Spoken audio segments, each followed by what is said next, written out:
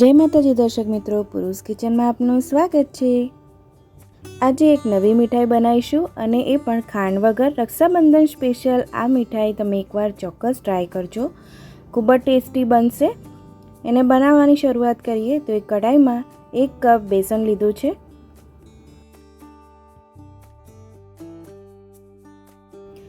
1 થી 2 મિનિટ સુધી એને એકદમ લો ટુ મીડિયમ ગેસ ફ્લેમ રાખીને શેકી લેવાનો છે। બેસનની જગ્યાએ જો તમે ઘરે દળેલો લોટ હોય, ચણાનો લોટ, તો તમે એ પણ લઈ શકો છો।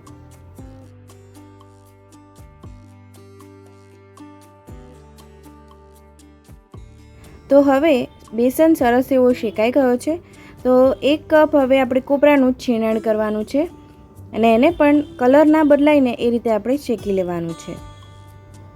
તમારે જો આ જગ્યાએ કોપરું છીણીને એડ કરવું હોય તો તમે એ પણ એડ કરી શકો છો।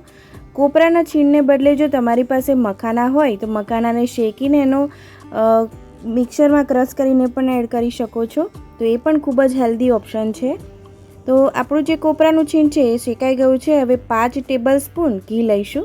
5 થી 6 ટેબલ સ્પૂન તમે લઈ શકો છો અને ઘીમાં જ આપણે સરસ એવું શેકી લેવાનું છે।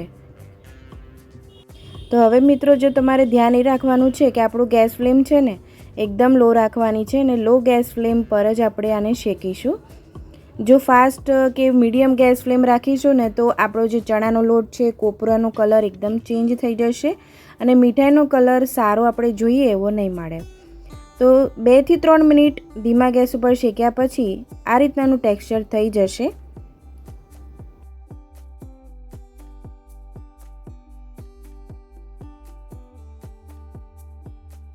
3 થી 4 મિનિટ ઘીમાં શેક્યા પછી આપણે 1 કપ દૂધ એડ કરવાનું છે। દૂધ એડ કર્યા પછી તરત જ આપણે હલાવી લેવાનું છે અને આપણું જે બેસન છે એ દૂધ બધું જ એબ્ઝોર્બ કરી લેશે।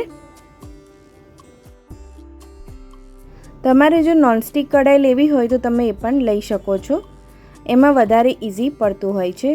તો પણ જો અહીંયા મેં એલ્યુમિનિયમની કઢાઈ લીધી છે, છતાં પણ તમે જોઈ શકો છો કે એટલું બધું બિલકુલ ચોટતું નથી, કારણ કે આપણે એની અંદર ઘીનો ઉપયોગ કર્યો છે।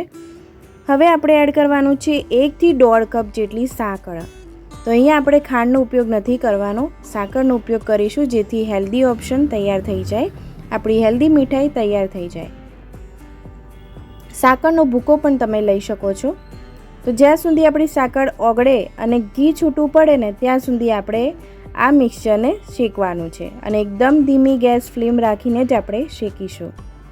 થોડીક ઇલાયચી એડ કરીશું, 3 થી 4 જેટલી ઇલાયચી, જો તમને ભાવે તો એડ કરી શકો છો।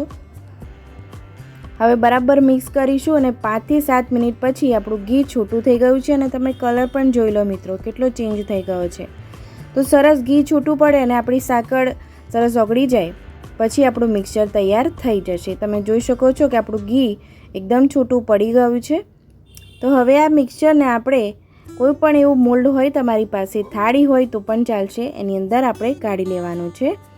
તો હવે ગેસ ફ્લેમ બંધ કરી દઈશું અને આપણું મિક્સચરને સરસ એવો શેપ આપવા માટે એક થાળીમાં કાઢી લઈશું। મેં થાળીને અહીંયા ગ્રીસ કરી રાખી હતી। તો અહીંયા હું ચકતા જેવો શેપ આપીશ। જો તમારે લાડુ બનાવવા હોય ને તો આ મિક્સચરને ઠંડુ કરી દેવાનું અને પછી આપણે લાડુ વાળી લેવાના અને પછી કોપરાના છીણમાં સરસ એવું કવર કરી લેવાના, તો એ પણ ખૂબ જ સરસ દેખાય છે। હવે આપણે ડેકોરેશન માટે ઉપરથી કાજુ, બદામ અને પિસ્તાની છીણ એડ કરીશું, જેથી લુકમાં ખૂબ જ સરસ આપણી મીઠાઈ દેખાય। તમે મારો વિડીયો કયા સિટીમાંથી અને કયા દેશમાંથી જુઓ છો મને કમેન્ટમાં ચોક્કસ જણાવજો, જેથી હું તમને થેન્ક યુ કહી શકું।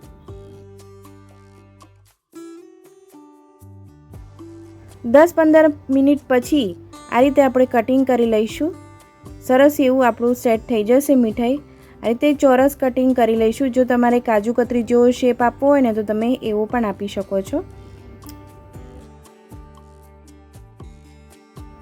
તો જુઓ મિત્રો, તમે જોઈ શકો છો કે કેટલી સરસ મીઠાઈ આપણી બહાર નીકળી ગઈ છે અને એકદમ સરસ એવો શેપ આવી ગયો છે। હું તમને તોડીને પણ બતાડીશ કે આપણી મીઠાઈ કેવી સરસ પોચી બની છે। મોઢામાં મૂકશો ને એવી જ ઓગળી જશે। હું તમને નજીકથી પણ બતાવું, બહુ જ સરસ બની છે આપણી મીઠાઈ। તમે એકવાર ઘરે આ રીતે ચોક્કસ ટ્રાય કરજો અને ખાંડ વગર છે ને એટલે તમે બિલકુલ ચિંતા વગર ખાઈ શકશો। તમે ઘરે એકવાર ચોક્કસ ટ્રાય કરીને મને કમેન્ટમાં ચોક્કસ જણાવજો કે કેવી બની છે. આવજો.